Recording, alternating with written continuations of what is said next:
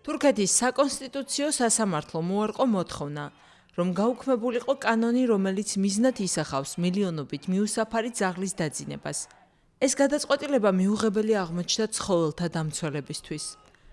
აქტივისტები შეიკრიბნენ სასამართლო შენობასთან ლოზუნგებითა და პლაკატებით, რომლებზეც ეწერა: გაუქმდეს სისხლით მორწყული კანონი. აქტივისტებმა კანონის სიცოცხლისა და ცხოველების წინააღმდეგ მიმართულ ნაბიჯად შეაფასეს და მისი გაუქმება მოითხოვეს. კანონი, რომელიც გასულ წელს შევიდა ძალაში, ავალდებულებს მუნიციპალიტეტებს მიუსაფარი ძაღლების თავშესაფრებში გადაყვანას, სადაც ცხოველებს ვაქცინაციას, სტერილიზაციასა და სხვა პროცედურებს ჩაუტარებენ. კანონით ასევე დაშვებულია ევთანაზია იმ ძაღლებისთვის, რომლებიც ტკივილს განიცდიან, აქვთ განუკურნებელი დაავადება ან საზოგადოებისთვის საფრთხეს წარმოადგენენ.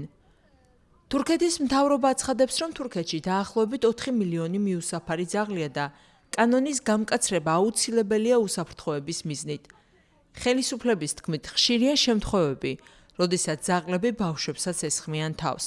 თუმცა ცხოველთა დამცველები ფიქრობენ, რომ კანონი მუნიციპალიტეტებს არა ზრუნვისკენ, არამედ ძაღლების განადგურებისკენ უბიძგებს. მით უფრო იმ პირობებში, როცა ბევრ თვითმმართველობას არ გააჩნია საკმარისი ფინანსური რესურსი დამატებითი თავშესაფრების შესაქმნელად.